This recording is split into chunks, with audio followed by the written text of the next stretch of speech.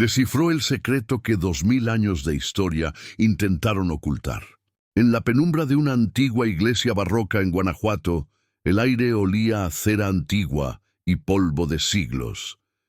El silencio, pesado de oro e historia, parecía engullir los murmullos distantes de la familia Torres. Valeria Navarro, la restauradora, buscaba orden en el caos del tiempo, pero el orden estaba a punto de romperse. Santiago Torres, de 5 años, se detuvo frente a la réplica de la pintura de la Última Cena. No miró al centro, sino a los detalles.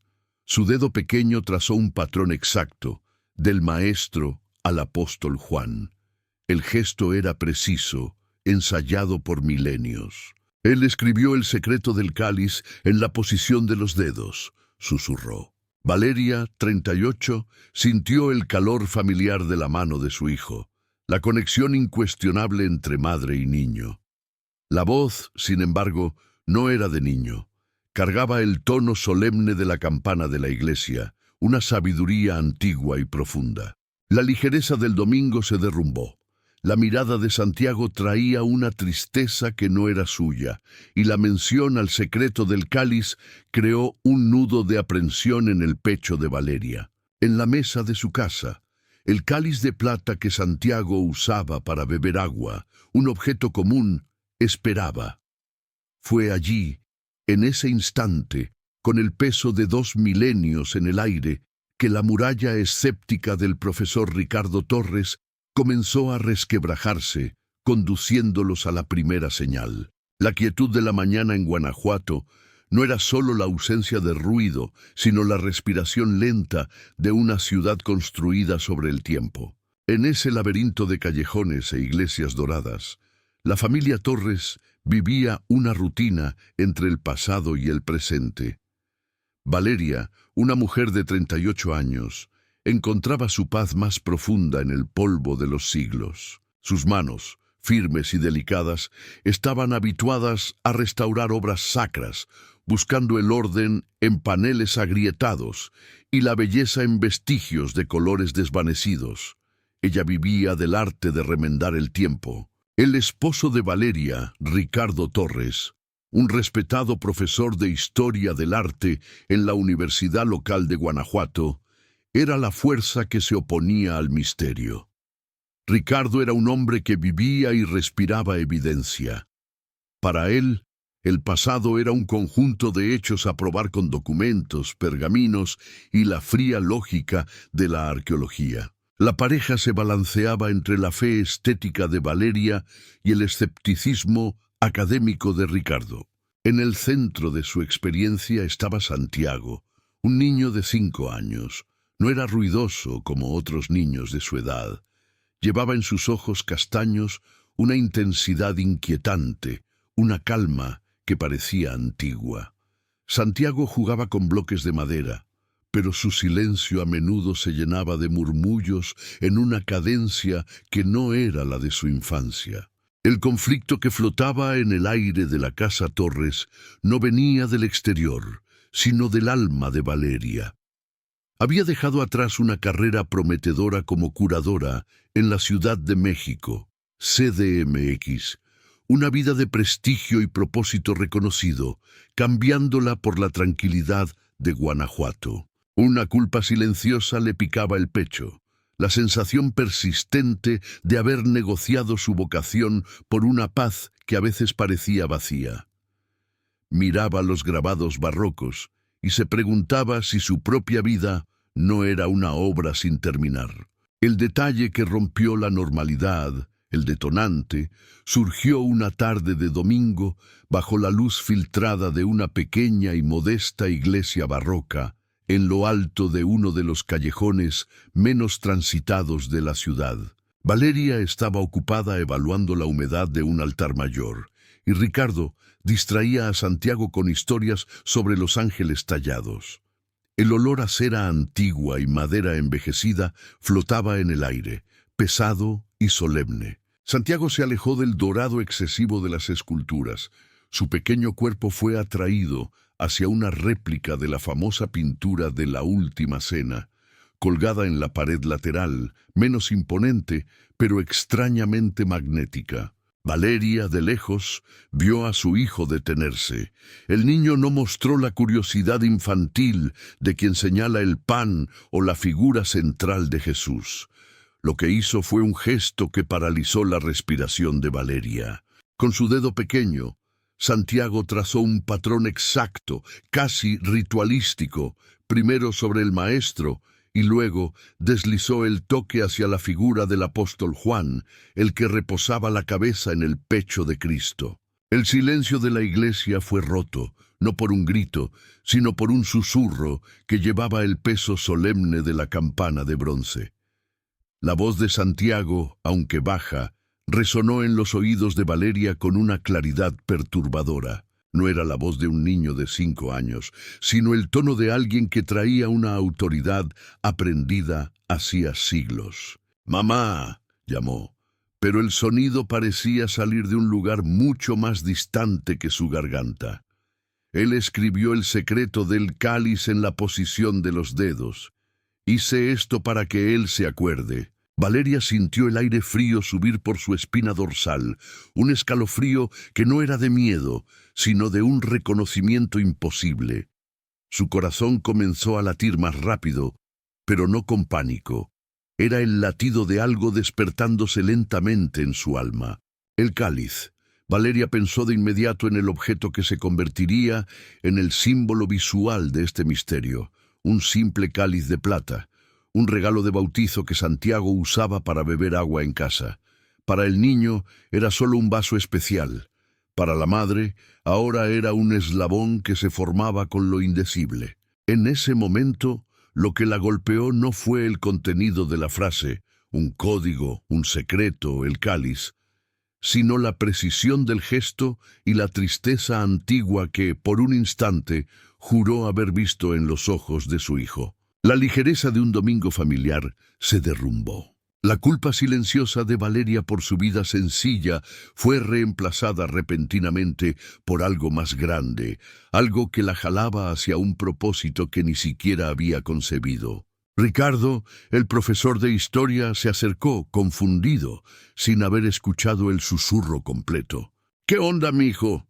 ¿La historia del arte te puso pensativo?» Sonrió buscando la normalidad. Santiago solo lo miró, y la serenidad en su rostro era un contraste brutal con la confusión interna que desgarraba a Valeria. No repitió la frase, solo tomó la mano de su madre, y su toque era extrañamente consolador. Valeria y Ricardo salieron de la iglesia bajo el sol que comenzaba a ponerse, pero la sombra que los acompañaba no era la de la tarde. Era la sombra de una duda que acababa de ser plantada en el corazón de esa familia. Era un detalle inquietante que invitaba a seguir, a desentrañar qué más había traído ese niño de ojos antiguos de un lugar que nadie allí podía nombrar. La jornada de la búsqueda por la verosimilitud acababa de comenzar, y ya estaba irremediablemente desequilibrada. El cáliz de plata esperaba en casa, ahora cargado de un significado que trascendía su origen material. La rutina de la familia Torres parecía resistirse al acontecimiento, como una tela antigua que por costumbre se niega a romperse. Valeria, la persona en el centro de la experiencia, intentó desesperadamente coser la normalidad. Trató el susurro de Santiago en la iglesia como la imaginación fértil de un niño que había pasado demasiado tiempo cerca de imágenes sacras. «Pura imaginación infantil, no manches», se repetía a sí misma en la soledad de las noches, buscando un ancla racional. Ricardo, el profesor, se refugiaba en la biblioteca, hojeando antiguos tratados de iconografía y simbología, buscando un precedente lógico para el gesto de su hijo, para el patrón de los dedos. Pero la lógica, su fiel instrumento, ya no podía mantener la puerta cerrada contra lo que estaba por venir. El primer indicio de que algo inclasificable estaba en juego no llegó en palabras, sino en trazos. Santiago comenzó a dibujar obsesivamente. No eran los garabatos coloridos e informes de otros niños. Eran patrones, Hojas y más hojas se llenaban con la disposición exacta de las manos de los hombres en la pintura de la Última Cena. El detalle perturbador era la caligrafía. El niño de 5 años dibujaba con una precisión que desafiaba su coordinación motriz, y al pie de muchos de esos dibujos aparecía una secuencia de letras y números que Ricardo reconoció inmediatamente como algo cercano al arameo antiguo. No eran solo letras, eran un cifrado, un código que desafiaba la erudición del profesor. Ricardo pasaba horas en la biblioteca universitaria de Guanajuato, consultando textos apócrifos y diccionarios de lenguas muertas. En cada intento de identificación encontraba solo callejones sin salida, aumentando el malestar que sentía en el pecho. La razón, su fuerza y su escudo comenzaba a fallar en protegerlo del misterio que entraba por la puerta de su casa. La escalada de tensión ocurrió una noche de jueves, bajo la luz amarilla del comedor. Ricardo había invitado al doctor Iker Solís, un arqueólogo de prestigio, y su colega más escéptico, la fuerza que se oponía a cualquier incursión en lo sobrenatural. Iker reía con una autoridad condescendiente ante la historia del Código de los Dedos de Santiago. Él representaba la mirada fría y analítica que Ricardo intentaba mantener. La intención del profesor era clara: que un especialista desenmascarara la fantasía y devolviera la cordura al hogar. La atmósfera en el comedor estaba pesada, con el aroma a vino tinto y el peso del escepticismo académico que flotaba sobre la mesa. Santiago, sentado a la mesa, permanecía en silencio. Sus ojos antiguos, fijos en el doctor Solís, parecían rebuscar no en la superficie, sino en las capas más profundas de su memoria. Cuando el arqueólogo se rió más fuerte, llamando a la historia del niño pura patraña medieval sin base histórica, no manches, Santiago lo interrumpió. Describió, con una precisión que hizo que el vino se helara en las copas, una pelea académica íntima que Iker tuvo años antes en una excavación distante sobre la datación de un pergamino del Mar Muerto. Santiago mencionó la fecha exacta, la ubicación de la disputa y, el detalle crucial, el nombre de un pergamino menor que la comisión había juzgado irrelevante. Era un detalle que nadie fuera de la comisión sabría y que el propio Iker había barrido bajo la alfombra de su memoria profesional. La risa murió en la garganta del arqueólogo, sustituida por una palidez de mármol. El enfrentamiento no fue físico, pero la revelación golpeó a la fuerza opuesta como un impacto silencioso. Ricardo vio el temblor en el muro escéptico de su colega y sintió el atisbo de que su hijo estaba revelando una verdad que su propia ciencia no podía tocar. El miedo frío competía con una esperanza imposible. Este momento marcó el inicio de una intensa alternancia natural de emociones en la pareja. Valeria sintió una mezcla compleja de pavor y excitación. Lo que Santiago traía era la oportunidad de que su vida en Guanajuato no fuera una huida, sino la preparación para un propósito mayor, un secreto ancestral que la buscaba. Ella se aferraba a esa esperanza, a la posibilidad de una redención sutil. Ricardo, por otro lado, veía en la transformación de su hijo la amenaza de una enfermedad, o peor, la posibilidad de que el niño estuviera siendo explotado por algo que no podía nombrar, un trauma psicológico. Él se convirtió en la fuerza de resistencia, el guardián de la cordura familiar. El miedo era el motor de su rigidez.